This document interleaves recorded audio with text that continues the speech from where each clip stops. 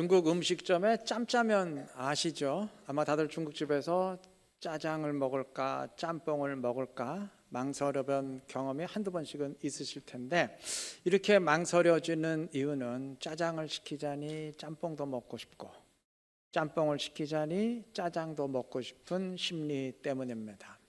이러한 망설임의 심리를 파고든 것이 짬짜면입니다. 다 아시겠지만 이것은 가운데 칸막이가 있는 그릇에 한쪽엔 짜장, 다른 쪽엔 짬뽕을 담아서 둘 다 먹을 수 있도록 한 메뉴입니다.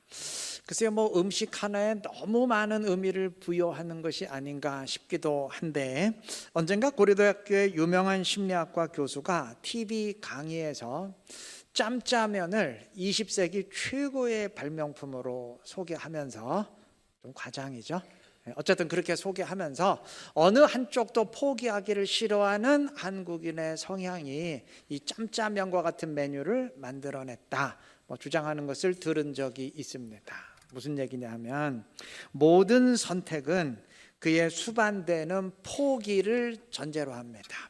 그러니까 다이어트를 하겠다는 것은 음식을 마음껏 먹는 자유를 포기한다는 것을 전제하고, 공부에 집중한다는 것은 놀고 싶을 때 놀고 자고 싶을 때 자는 그런 느슨한 삶을 버린다는 것을 전제하고, 이처럼 어느 하나를 선택하는 것은 그와 충돌하는 것을 포기한다는 것을 전제합니다.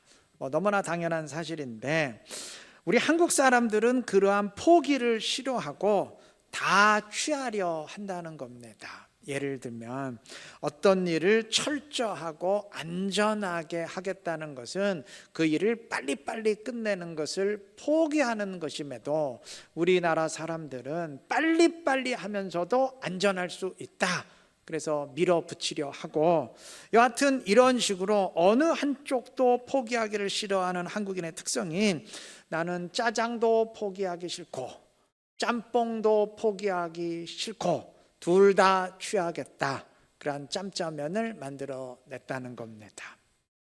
어떻게 생각하시나요? 글쎄요, 정말 그래서 짬짜면이 만들어졌는지는 잘 모르겠는데, 여하튼 우리나라 사람들에게 그러한 성향이 강하게 있는 것은 부인할 수 없는 사실입니다. 물론 이런 성향은 상당히 긍정적으로 작용할 수도 있습니다. 빨리빨리 공사를 하는데도 안전하게 완성을 하고, 일 중독자처럼 미친 듯이 일하는데도 누구보다도 가정적이고, 이럴 수만 있다면야 더할 수 없는 강점이 되겠지만, 현실은 그 반대일 가능성이 높습니다. 원래 두 마리 토끼는 못 잡는 법이죠. 굉장히 위험한 부작용 나올 수 있습니다. 오늘 서두에 이런 이야기 하는 이유는, 이러한 성향이 신앙의 영역에서는 굉장히 위험하다는 것을, 치명적일 수 있다는 것을 강조하기 위함입니다. 신앙의 길을 걷는다는 것은 신앙과 충돌하는 것들을 제거하고 버리는 것을 의미합니다. 말씀의 길을 걷겠다는 것은 말씀과 충돌하는, 말씀에 어긋난 세상의 사고방식은 과감히 버리는 것을 전제합니다. 맞아요. 버려야 됩니다. 둘 다 취할 수는 없어요. 그런데도 어느 한쪽도 포기하기 싫어하는 그 성향이 발휘되어서, 난 예수를 믿지만 세상의 사고방식도 따르겠다, 예수와 세상 둘 다 취하겠다 한다면 이미 그 신앙은 굉장한 위험에 빠진 겁니다. 예수를 믿고 섬긴다는 것은 주님만 나의 주인으로 모시고 다른 것을 주인 삼는 것은 포기하는 것을 의미합니다. 만약 어느 것도 포기하지 않고 난 두 주인 섬기겠다 한다면 그 신앙은 이미 무너진 것입니다. 출애굽 이스라엘이 그랬습니다. 출애굽하여 가나안을 향한다는 것은 이제 애굽은 버린다는 것을 의미합니다. 애굽의 삶은 포기하는 것을 전제합니다. 그런데 이들은 그렇지 않았어요.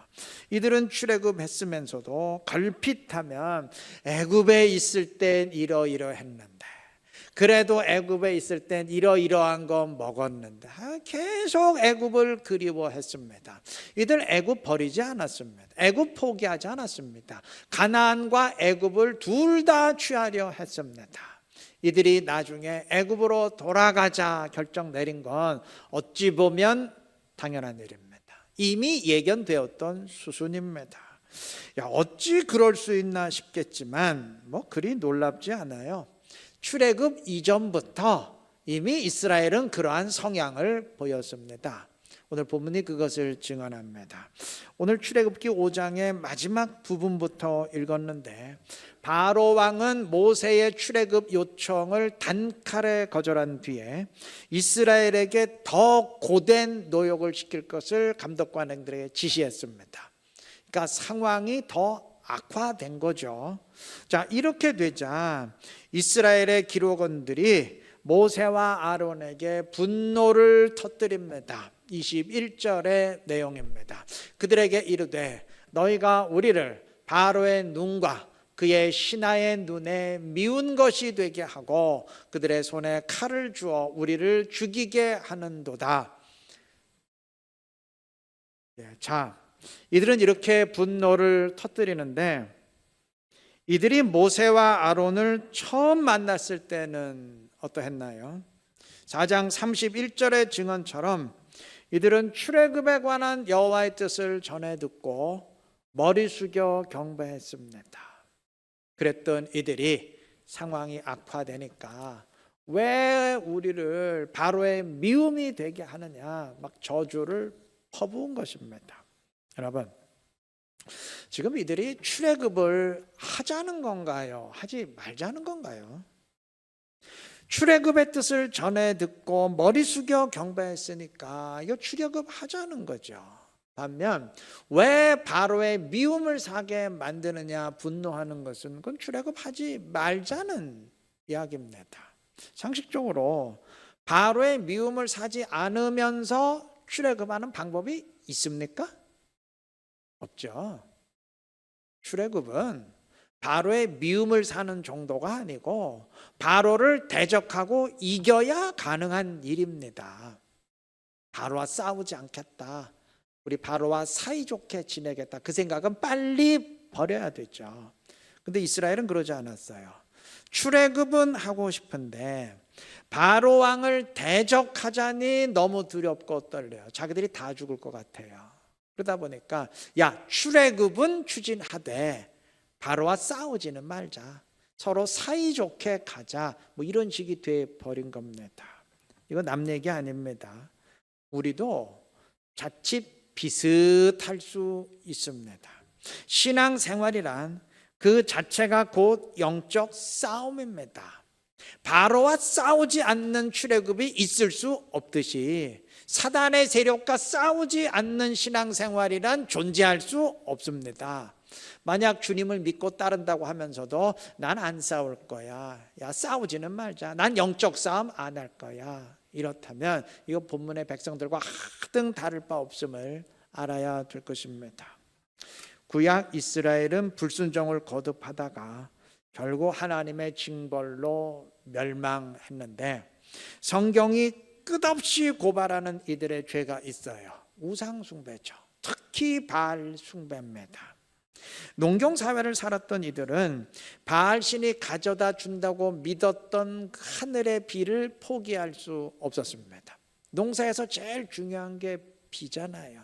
그러니까 바알이 그 비를 내려준다고 그 당시 사람들은 믿었기 때문에 그걸 포기할 수가 없었어요. 왜 바알을 포기해? 우리가 여호와도 섬기고 바알도 섬기고, 그래서 여호와가 주시는 복도 받고 바알이 주는 복도 받고 둘 다 받으면 좋을 거 아니야, 많으면 많을수록 좋은 거 아니야, 이렇게 둘 다 취하려 했습니다. 결과는 하나님의 심판과 멸망이었습니다. 여러분, 둘 다 취할 수 있는 게 아닙니다. 여호와와 우상이 같이 갈 수 없고 예수와 사단이 같이 갈 수 없습니다. 순종과 불순종이 같이 갈 수 없고 신앙과 죄의 본성이 절대 같이 갈 수 없습니다. 같이 갈 수 없는 것은 빨리 제거해야 됩니다. 포기할 것 포기하고 제거할 것 제거해야 됩니다. 제거하고 포기하는 것이 어찌 보면 손해인 것 같지만 아니요. 그것이 진정 복된 기름을 우리 확인하게 될 것입니다. 각자 자신의 신앙생활 냉정히 돌아보시기를 바랍니다. 혹시 같이 갈 수 없는 것을 포기하지 못해서 계속 붙들고 있는 것은 없는지, 지금 두 주인을 섬기고 있는 것은 아닌지 냉정히 돌아보시고 제거할 것 빨리 제거하시기를 바랍니다. 정리할 것 정리하시고 포기할 것 포기하시기를 바랍니다. 그래서 오직 주님만 섬기며 온전한 신앙의 길을 걸음으로써 주님의 기쁨이 되고 주님의 영광 더 충만히 드러내는 지혜롭고 신실한 우리 이루는게 모든 성도님들 되시기를 바랍니다. 6장 1절에서 주님은 말씀하십니다. 여호와께서 모세에게 이르시되 이제 내가 바로에게 하는 일을 네가 보리라. 강한 손으로 말미암아 바로가 그들을 보내리라. 강한 손으로 말미암아 바로가 그들을 그의 땅에서 쫓아내리라.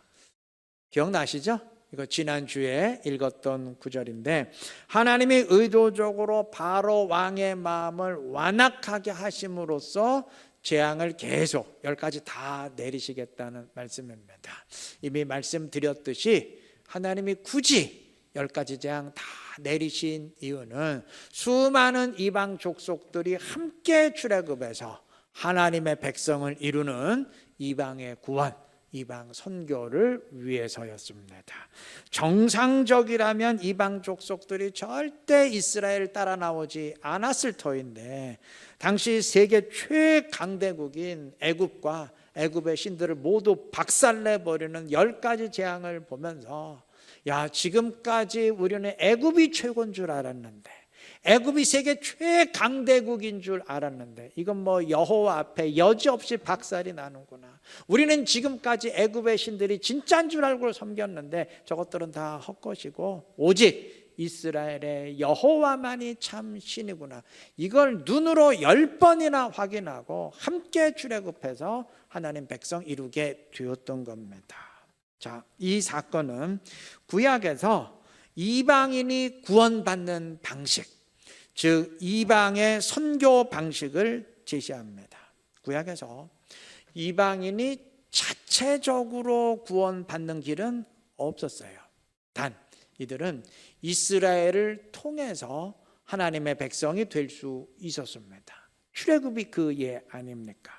이방인이 먼저 하나님의 백성이 되겠다고 나와야 됩니다. 여호와 앞에 나와야 됩니다.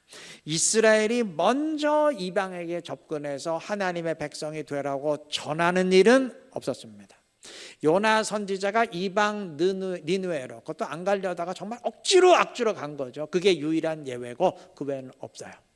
그 외에는 항상 이방인이 여호와 앞에 먼저 나오면 여호와 백성이 되겠다고 우리도 여호와 믿고 싶습니다. 나오면 이스라엘이 받아주는 시기였습니다.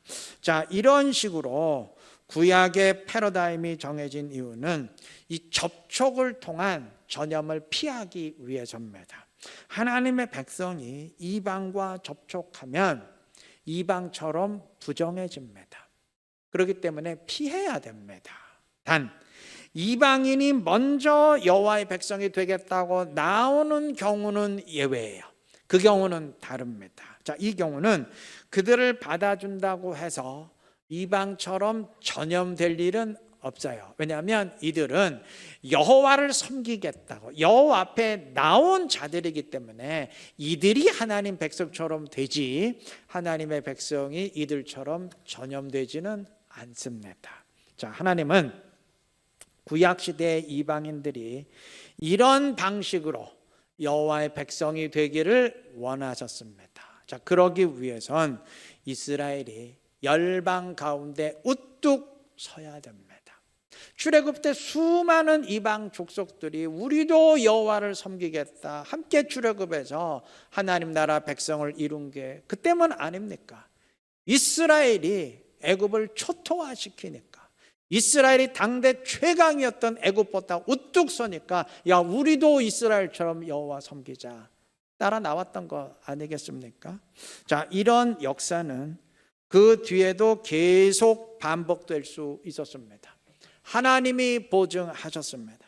이스라엘이 가나안에 들어가기 전 하나님이 신명기를 통해서 반복하고 또 반복하고 또 반복하고 계속 반복하시는 말씀이 무엇인가요?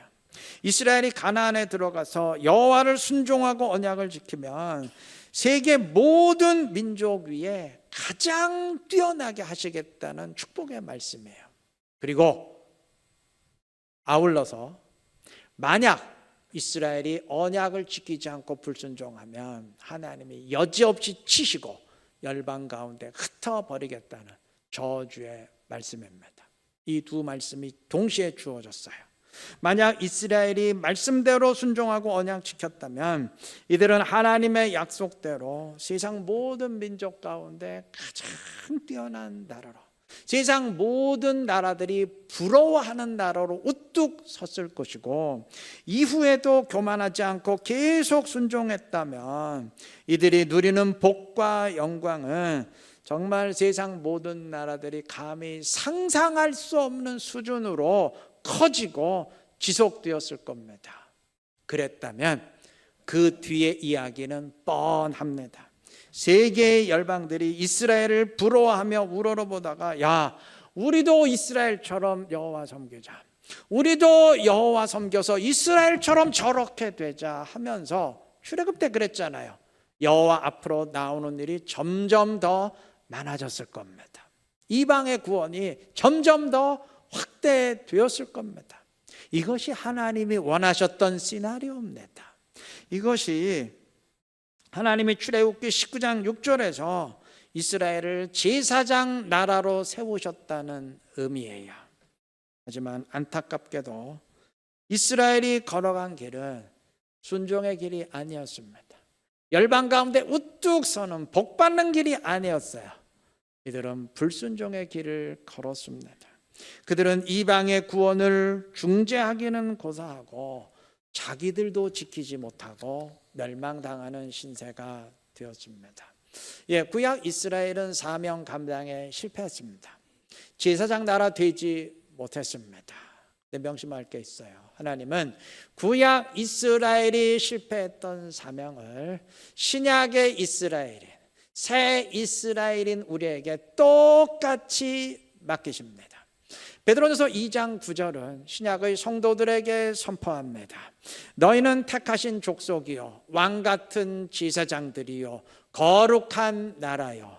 이거 구약에서 이스라엘에게 하셨던 말씀이죠. 똑같이 우리에게 주세요. 거룩한 나라요 그의 소유가 된 백성이니 이는 너희를 어두운 데서 불러내어 그의 기이한 빛에 들어가게 하신 이의 아름다운 덕을 선포하게 하려 하십니다.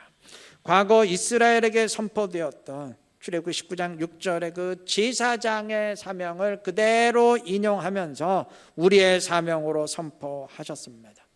구약 이스라엘은 이 사명 감당에 실패했지만 새 이스라엘인 우리는 달라야 됩니다. 순종해야 됩니다. 단 명심할 게 있어요.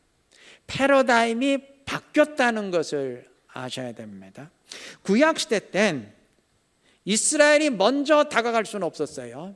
이방이 여호와의 백성이 되겠다고 나올 때만 받아주는 시기였습니다. 신약은 다릅니다. 이제는 하나님의 백성이 먼저 이방에게 다가가서 복음을 전해야 됩니다. 주님은 우리에게 땅 끝까지 모든 족속에게로 가라 명하셨습니다. 이렇게 먼저 다가가는 방식으로 패러다임이 바뀐 이유가 뭘까요? 아마 다들 답은 짐작하실 텐데 구약과 신약을 가르는 중요한 차이가 있죠. 성령의 함께 하심입니다. 주님이 우리를 보내실 때 항상 전제 조건이 있습니다. 가장 대표적인 구절인 사도행전 1장 8절의 증언입니다. 오직 성령이 너희에게 임하시면 너희가 권능을 받고, 중간 생략하고요, 땅 끝까지 이르러 내 증인이 되리라. 오직 성령이 임하시면 주님 분명히 말씀하셨습니다. 이방과 접촉하면 내가 전염됩니다. 내가 그들처럼 부정해집니다. 단 주님의 성령이 나와 함께 하시면 이야기가 달라집니다. 구약 때도 그랬죠. 항상 부정한 것과 접촉하면 부정하게 전염돼요. 그런데 딱 한 경우 예외가 있었죠. 하나님이 접촉하시면, 하나님이 임하시면 부정하게 전염되는 게 아니고 거룩이 전염되죠. 이 원리가 그대로 이어진 겁니다. 내가 그냥 이방과 접촉하면 내가 부정하게 전염되지만, 그러나 주의 성령이 나와 함께 하시면, 나 때문에 그들이 거룩해지진 않아요. 그러나 나와 함께 하시는 하나님으로 인해서 부정의 접촉이 차단되고 오히려 그들에게 거룩이 전염될 수 있는 겁니다. 그래서 주의 성령이 임하시면 먼저 그들에게 다가갈 수 있는 겁니다. 주님은 마태복음 28장 19절 20절에서도 말씀하십니다. 그러므로 너희는 가서 모든 민족을 제자로 삼아 아버지와 아들과 성령의 이름으로 세례를 베풀고 내가 너에게 분부한 모든 것을 가르쳐 지키게 하라. 여기까지가 명령입니다. 땅끝까지 가라 명령이에요. 그리고 보증하십니다. 볼지어다 내가 세상 끝날까지 너희와 항상 함께 있으리라 하시니라. 주님이 나와 항상 함께 하십니다. 어떻게 함께 하시나요? 성령으로 함께 하십니다. 주님이 성령으로 함께 하시기에 이제는 먼저 그들에게, 이방에게 다가갈 수 있는 것입니다. 똑같은 원리예요. 이건 주님이 승천하시기 직전 주셨던 명령인데 주님은 이 원리를 이미 십자가 사건 이전부터 제시하셨습니다. 요한복음 17장 18절에서 주님은 말씀하십니다. 아버지께서 나를 세상에 보내신 것 같이 나도 그들을 세상에 보내었고. 자, 우리는 세상이라는 말을 굉장히 흔히 사용하기 때문에 이거 별 느낌 없이 이 구절 읽어요. 그런데 이게 그 당시에는 할 수 없는 말입니다. 하나님의 백성이 이방 세상으로 간다는 건 말이 안 되는 일이에요. 막아야 됩니다. 피해야 하는 일입니다. 그런데 주님은 세상으로 보내십니다. 그렇게 하실 수 있는 이유가 무엇인가요? 주님은 똑같은 말씀을 요한복음 20장 21절에서 반복하십니다.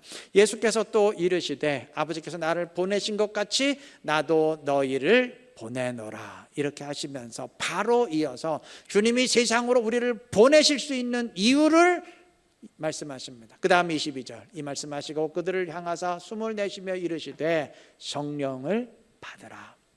원리는 똑같습니다. 우리가 세상으로, 이방인이 득실되는 세상으로 갈 수 있는 이유가 성령이 우리와 함께 하시기 때문입니다. 구약시대 땐 이게 불가능했어요. 성령이 일반 사람들과 함께하는 시대가 아니었기에 성령 없는 사람이 이방인에게 먼저 다가갈 수 없었습니다. 자신을 지키기 위해 피해야 했습니다. 그러나 지금은 모두가 성령을 내 안에 모실 수 있는 시기이기에 이제는 주의 성령과 함께 그들에게 다가갈 수 있는 겁니다. 주님이 신약의 성령 시대를 여신 이유 가운데 저는 제일 중요한 이유가 바로 이것이 아닌가 싶습니다. 여러분, 성령과 함께하는 것은 그거는 꼭 이방의 구원을 위해서만이 아닙니다. 우리가 그리스도인으로 살아가기 위해서, 신앙생활하기 위해서도 반드시 그러해야 됩니다. 이유가 있습니다. 구약시대건 신약시대건 이방인이란 이스라엘이 아닌 사람을 말합니다. 그렇죠. 이스라엘 아닌 사람이 이방인이죠. 그런데 구약 이스라엘은 혈통적 이스라엘이기 때문에 이스라엘 사람이 아닌 외국인이 이방인이었습니다. 지금 신약 시대도 이방인이란 이스라엘이 아닌 사람을 말합니다. 그런데 지금 이스라엘은 혈통적 이스라엘이 아니고 예수를 믿는 새 이스라엘이죠. 우리가 영적 이스라엘, 새 이스라엘 아닙니까? 때문에 오늘날은 이스라엘이 아닌 이방인이란 예수 안 믿는 사람을 말합니다. 자, 때문에 우리는 외국으로 가지 않아도 이미 예수 안 믿는 이방인들과 함께 세상을 살아가고 있습니다. 이방인과 늘 접촉하며 살아가고 있습니다.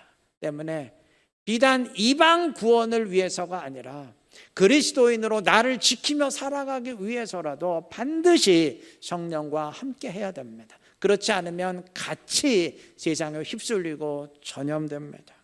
여러분, 주님과 함께하지 않는 이방 선교는 있을 수 없고 주님과 함께하지 않는 그리스도인의 삶이란 있을 수 없습니다. 이 사실 꼭 기억하시고 늘 주의 성령을 초청하시고 주님과 함께하시기를 바랍니다.